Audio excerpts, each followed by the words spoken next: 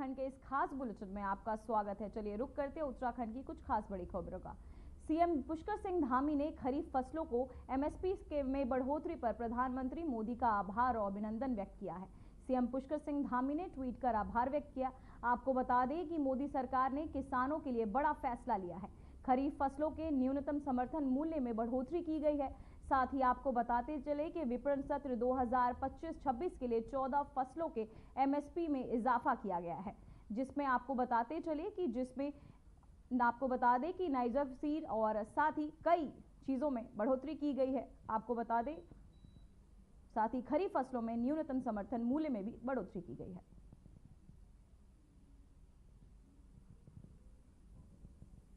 किसानों के लिए खुशखबरी, खरीफ की फसल की एमएसपी में इजाफा।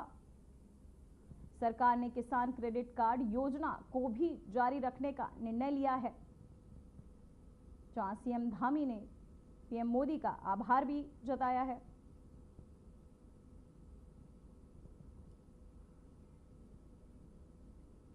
तो वहीं भारत सरकार के गृह मंत्रालय के तहत नैनीताल से शत्रु संपत्ति मेट्रोपोल होटल परिसर को अस्थायी रूप से आगामी आदेश तक पार्किंग के रूप में उपयोग के लिए उत्तराखंड सरकार को आवंटित कर दिया गया है। केंद्रीय गृह मंत्री अमित शाह ने मुख्यमंत्री पुष्कर सिंह धामी को पत्र के तहत जानकारी दी है।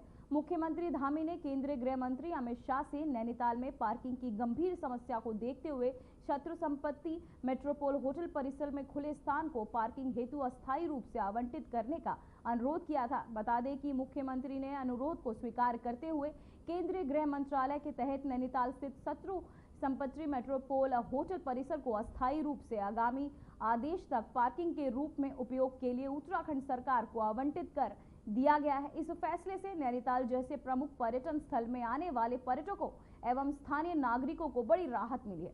पार्किंग की बढ़ती समस्या से निजात मिलने के साथ साथ यातायात व्यवस्था में भी सुधार होगा। वहीं सीएम धामी ने इस फैसले के लिए केंद्रीय गृह मंत्री अमित शाह का आभार व्यक्त करते हुए कहा कि इसमें नैनीताल में पार्किंग की समस्या को दूर करने में काफी सुविधा होगी।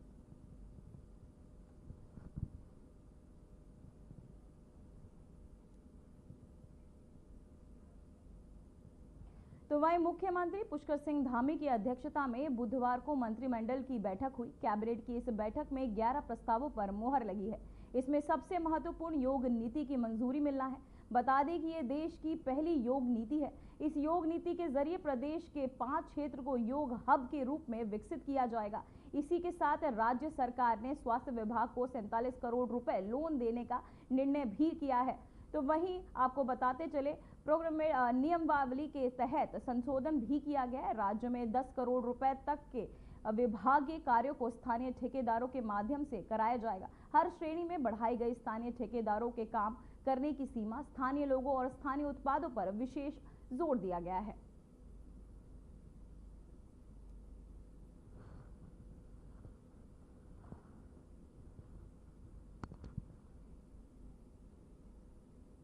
प्रधानमंत्री नरेंद्र मोदी की अध्यक्षता में हुई केंद्रीय कैबिनेट बैठक में किसानों के हित में 5 बड़े फैसले लिए गए। सरकार ने खरीफ फसलों के लिए 2.7 करोड़ रुपए की न्यूनतम समर्थन मूल्य को मंजूरी दे दी है। इस फैसले में देश भर के करोड़ों किसानों को फायदा होगा और उन्हें उनकी उपज का उचित मूल्य सुनिश्चित किया जा सकेगा। राज्य में सरकार ने कहा कि ये कदम कृषि क्षेत्र को मजबूती देने के लिए किसानों की आय बढ़ाने की दिशा में एक अहम प्रयास है। केंद्र ने यह भी स्पष्ट किया कि एमएसपी में यह वृद्धि लागत के ऊपर लाभकारी मूल्य देने की नीति के अनुरूप है। इससे विशेष रूप से धान, दालें, तिलहन और मोटे अनाज जैसे उत्पादों में किसान को राहत मिलेगी। आइए विस्तार से समझते हैं। केंद्रीय कैबिनेट की अहम बैठक में किसानों को बड़ी सौगात दी गई है। बैठक में कृषि और किसान कल्याण को लेकर 5 अहम फैसले लिए गए हैं। केंद्रीय मंत्री अश्विनी वैष्णव ने इसकी जानकारी देते हुए बताया कि खरीफ फसलों के न्यूनतम समर्थन मूल्य यानी एमएसपी के तहत 2.7 लाख करोड़ रुपए के बजट को मंजूरी दी गई है, जिससे देश के करोड़ों किसानों को सीधा फायदा पहुंचेगा। खरीफ विपणन सीजन 2025-26 के लिए एमएसपी को कैबिनेट द्वारा मंजूरी मिली। उन्होंने बताया कि पिछले 10 से 11 वर्षों में खरीफ फसलों के लिए एमएसपी में भारी बढ़ोतरी की गई है। इसके अलावा किसानों को सस्ती दरों पर ऋण उपलब्ध कराने के लिए ब्याज सहायता योजना को भी कैबिनेट से स्वीकृति मिली है। इस फैसले के तहत किसानों को ऋण पर कम ब्याज देना होगा, जिससे उनकी आर्थिक स्थिति मजबूत होगी और खेती किसानी में निवेश बढ़ेगा। के प्रोजेक्ट हैं, एक 4 लेन हाईवे है और दूसरा और बाकी 2 रेलवे की लाइंस हैं। मैं सब पे डिटेल्स में आऊँगा एक एक करके। सबसे पहले साथियों, खरीफ के लिए किसानों के लिए बहुत बड़ा एक फैसला लिया गया है। आप सब जानते हैं कि खरीफ की फसल में जिस तरह से पिछले 10-11 वर्षों में मैसिव वृद्धि की गई है एमएसपी की, उसी कड़ी में सीएसीपी की रिपोर्ट पर 2025-26 के खरीफ मार्केटिंग सीजन के लिए आज कैबिनेट में एमएसपी अप्रूव हुआ है। टोटल अमाउंट इसका 2,07,000 करोड़ के आसपास का एस्टिमेट किया गया है। और जैसा कि प्रधानमंत्री श्री नरेंद्र मोदी जी ने प्रतिबद्धता दिखाई है किसानों को उनकी कॉस्ट के ऊपर 50% मिनिमम मार्जिन मिले, कम से कम मार्जिन मिले, उसका ध्यान रखा गया है। तो जितने भी क्रॉप्स हैं, हर एक क्रॉप के लिए कॉस्ट से 50% अधिक, कॉस्ट प्लस 50%, इस चीज का ध्यान रखा गया है। कैबिनेट बैठक में किसानों के लिए बड़े फैसलों के साथ साथ देश की इंफ्रास्ट्रक्चर क्षमताओं को मजबूत करने के लिए 3 प्रमुख परियोजनाओं को हरी झंडी दिखाई गई।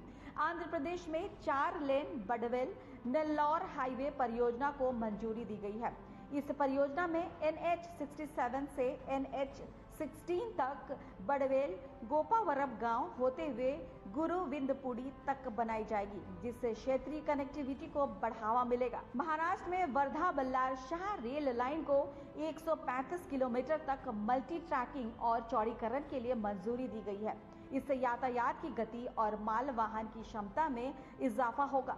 साथ ही मध्य प्रदेश में रतलाम नागदा रेल लाइन को 41 किलोमीटर तक चौड़ा किया जाएगा, जिससे इस औद्योगिक क्षेत्र की रेल सुविधाएं बेहतर होगी। इन परियोजनाओं से न केवल यातायात की सुगमता और समय की बचत होगी, बल्कि स्थानीय रोजगार और आर्थिक गतिविधियों को भी बढ़ावा मिलेगा। ये हाईवे राष्ट्रीय राजमार्ग 63 का हिस्सा होगा और कृष्णपट्टनम पोर्ट से सीधे संपर्क बनेगा।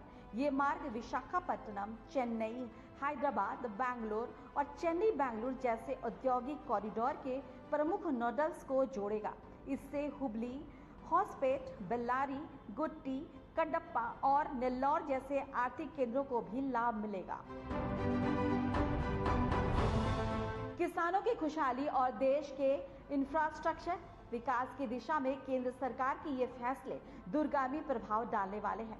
खरीफ फसलों की एमएसपी में बढ़ोतरी जहां करोड़ों किसानों की आमदनी को मजबूती देगी, वहीं ब्याज सहायता योजना खेती में निवेश को बढ़ावा देगी। दूसरी ओर हाईवे और रेलवे परियोजनाओं से कनेक्टिविटी और व्यापारिक गतिविधियों में तेजी आएगी, जिससे स्थानीय स्तर पर रोजगार के नए अवसर भी खुलेंगे। साफ है कि सरकार का फोकस किसान भी, विकास भी की नीति पर है और ये फैसले उसी दिशा में उठाया गया एक बड़ा कदम है। Bureau report, Aryan TV.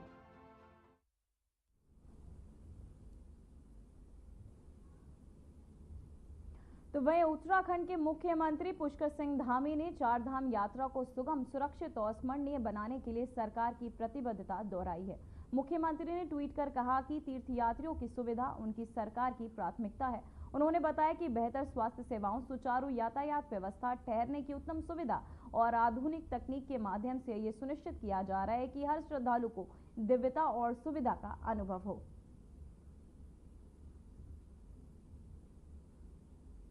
CM Dhami ने किया ट्वीट।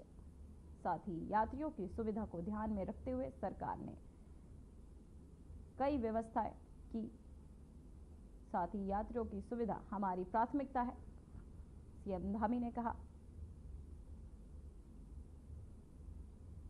चारधाम में आए यात्रियों की सुविधा का सरकार रख रही है ध्यान।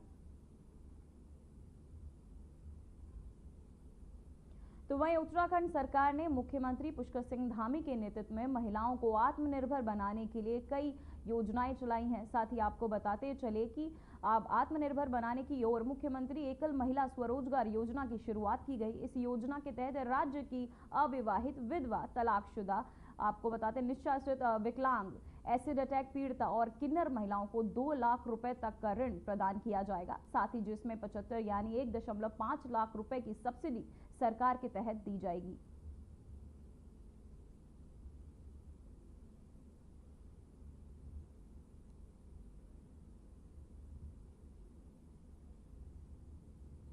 तो वहीं देहरादून में मुख्यमंत्री पुष्कर सिंह धामी के कुशल नेतृत्व में उत्तराखंड का पहला इन्वेंट आपको केयर सेंटर संचालित किया जा रहा है, जहां वृक्षावृत्ति की कूड़ा बीनने वाली बच्चों को रेस्क्यू कर उन्हें समाज की मुख्य धारा से जोड़ने की कोशिश की जा रही है।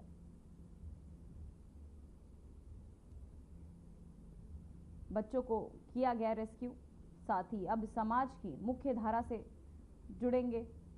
महिला सशक्तिकरण की दिशा में ये प्रयास सीएम धामी के नेतृत्व में संचालित, अब समाज की मुख्य धारा से जुड़ेंगे बच्चे। पहला आपको बताते चले सीएम धामी के नेतृत्व में संचालन, साथ ही अब समाज की मुख्य धारा से जुड़ेंगे ये बच्चे। तो वहीं हरिद्वार में वंदना कटारिया स्टेडियम का नाम बदलने की खबर के खिलाफ कांग्रेस ने जोरदार प्रदर्शन किया, जहां वरुण वालियान की अध्यक्षता में राज्यपाल को ज्ञापन सौंपा गया है। कांग्रेस नेता वीरेंद्र रावत, विधायक ममता राकेश, विधायक फुरकान अहमद और कई वरिष्ठ नेता इसमें शामिल रहे। उन्होंने सरकार को चेताया कि अगर स्टेडियम का नाम बदलने का फैसला वापस नहीं लिया गया तो कांग्रेस सड़क से लेकर सदन तक संघर्ष करेगी। मौके पर वंदना के सम्मान में कांग्रेस मैदान में जैसे नारे भी लगाए। वहीं इस मामले में कांग्रेस नेता वीरेंद्र रावत ने कहा कि वंदना कटारिया का नाम सिर्फ एक खिलाड़ी का नाम नहीं, ये एक जज्बे, संघर्ष और पहचान का प्रतीक है। वो लड़की जिसने अंतर्राष्ट्रीय स्तर पर देश का नाम रोशन किया है, आज उसके नाम को मिटाने की कोशिश की जा रही है। साथ ही ममता राकेश का भी बयान आया है।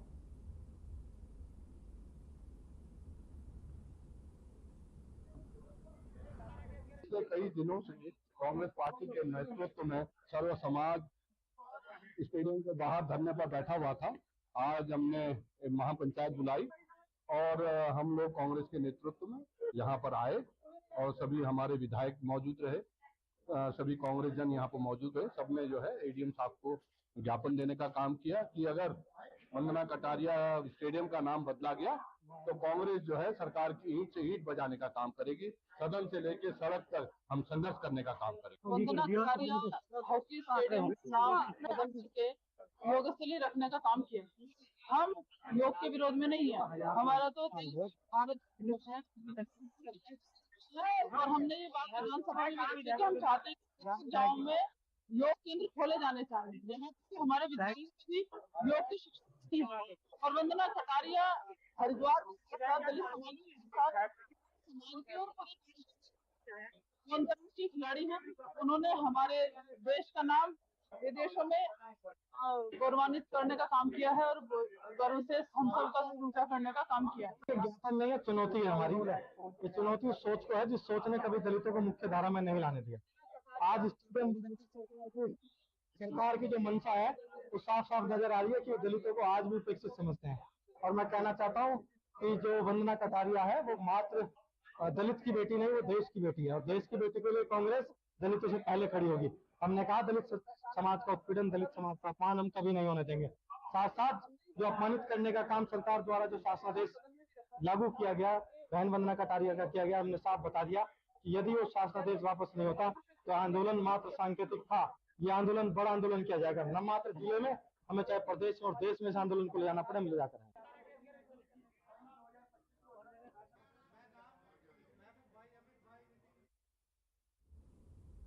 तो वहीं हरिद्वार में मौसम विभाग की भविष्यवाणी एकदम सटीक साबित हुई। हरिद्वार में मौसम ने अचानक करवट ली और पूरे शहर में काली घटाएं छा गई।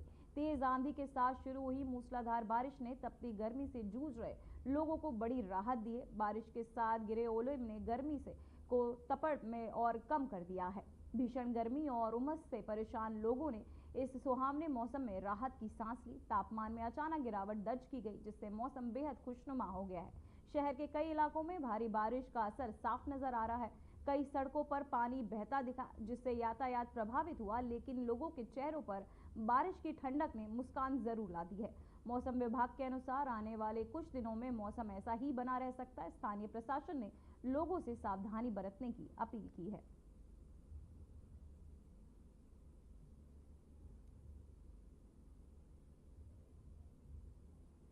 इतना ही नहीं, भारी बारिश आंधी तूफान से हड़कंप मच गया। हरिद्वार बस स्टेशन के पास तेज आंधी तूफान और मूसलाधार बारिश से हाईवे पर विशालकाय पेड़ गिर गया। तेज हवाओं के चलते अचानक पेड़ धराशायी हो गया। गौरतलब है कि कोई जनहानि नहीं हुई है। बता दें कि पेड़ गिरने से हाईवे करीब था किलोमीटर लंबा जाम लगा। साथ ही मौके पर पहुंची पुलिस और फायर टीम ने पेड़ काटकर यातायात सुचारू करवाया। वहीं बारिश के चलते हाईवे पर कई जगह फिसलन हो गई।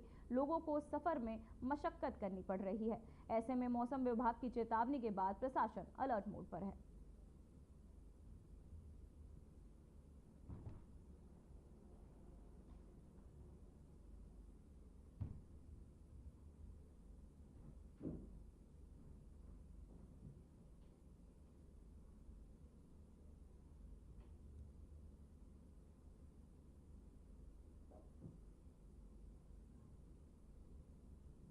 तो वहीं छत्तीसगढ़ के मुख्यमंत्री विष्णुदेव साय ने समाधान तक कार्यक्रम में प्रेस वार्ता की। कहा कि सुशासन त्योहार के दौरान जो अनुभव मिला है, वो हमें जो फीडबैक मिला है, इससे हम विश्वास के साथ कह सकते हैं कि 2023 में जिस विश्वास के साथ जनता ने हमें सरकार में बैठाया है, उससे जनता काफी हद तक खुश है। और मुझे भी सीएम के नाते संतुष्टि है कि हम 1.5 साल की जनता को लाभ देने में सफल हुए हैं और कहीं कोई और दिक्कत भी आ रही हो तो उसे सुधारने का निर्देश दिया जा रहा है।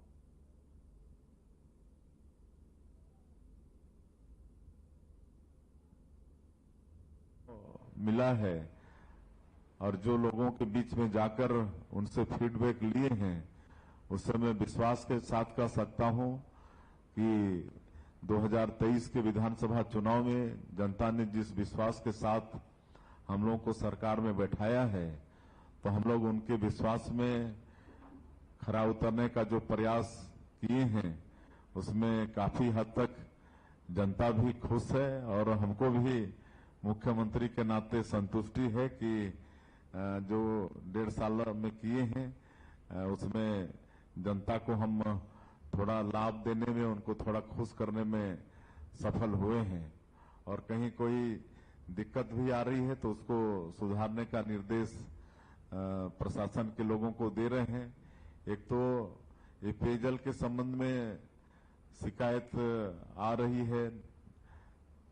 माननीय प्रधानमंत्री जी की जो बहुत कल्याणकारी योजना जल जीवन मिशन, शहरों में अमृत मिशन, जिसके माध्यम से लोगों के घरों तक नल द्वारा पानी पहुंचाने की बात है, लेकिन पिछली सरकार में इस पर ठीक से काम नहीं हुआ।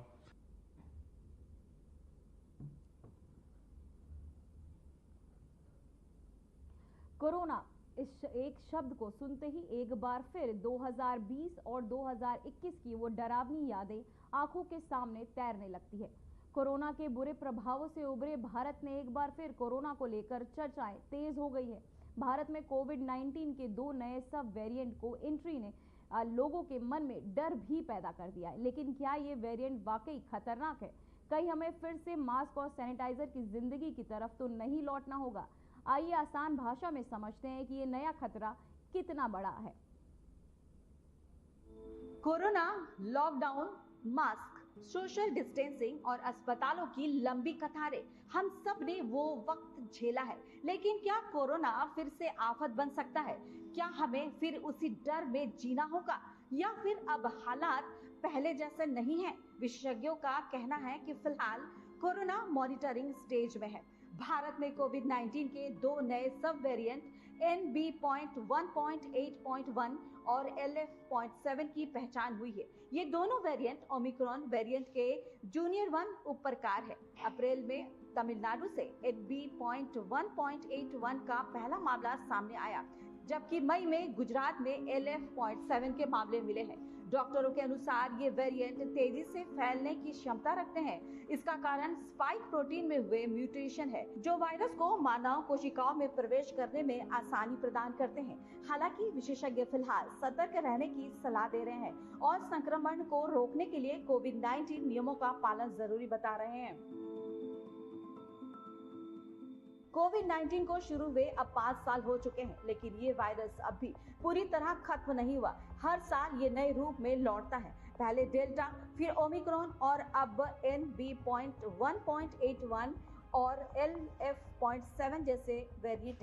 इन्हीं नए वेरिएंट के बीच एक बार फिर लोगों के बीच बूस्टर डोज को लेकर चर्चा तेज हो गई है। और अब सबसे अहम सवाल सामने है, क्या कोविड वैक्सीन अब बदली है? और अगर बदली है तो क्या ये नए वेरिएंट पर असरदार है? इस सवाल का जवाब देती है अमेरिका की येल यूनिवर्सिटी की एक ताजा रिसर्च के अनुसार नई वैक्सीन को ओमिक्रॉन के JN.1 जैसे सब वेरिएंट को ध्यान में रखकर तैयार किया गया है और ये नए म्यूटेशन के खिलाफ बेहतर सुरक्षा देने में सक्षम है। हालांकि वैज्ञानिक ये भी मानते हैं कि वायरस लगातार बदलता रहता है, इसलिए वैक्सीन को समय समय पर अपडेट करना जरूरी है। विशेषज्ञों का कहना है कि बूस्टर डोज खासकर बुजुर्गों और कमजोर इम्यूनिटी वाले लोगों के लिए फायदेमंद हो सकती है।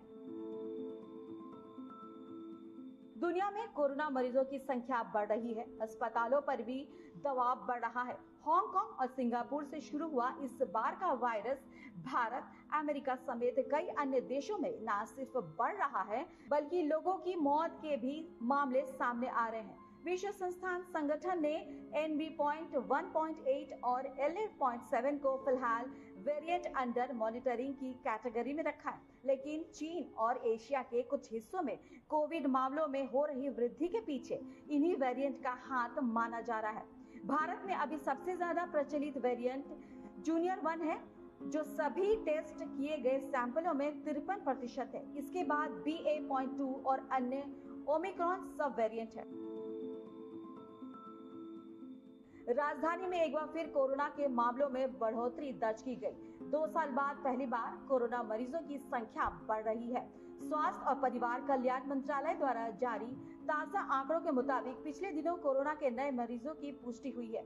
इस बीच मुख्यमंत्री रेखा गुप्ता ने लोगों से संयम बनाए रखने की अपील की है। उन्होंने कहा कि सरकार हालात पर नजर रखे हुए है और स्थिति पूरी तरह नियंत्रण में है। मुख्यमंत्री ने बताया कि अस्पतालों में पूरी तैयारी है, जरूरी संसाधन और मेडिकल स्टाफ अलर्ट पर है। सरकार ने एडवाइजरी भी जारी की है, जो स्थिति पर लगातार निगरानी रख रही है। देखिए, ये किसी भी प्रकार की कोई इमरजेंसी या अलार्मिंग सिचुएशन नहीं है। कोविड जैसा पिछले दिनों में हमने देखा कि ये इस तरह का एक वायरल हो गया है कि जिसके कारण से केवल जैसे खांसी जुकाम आता है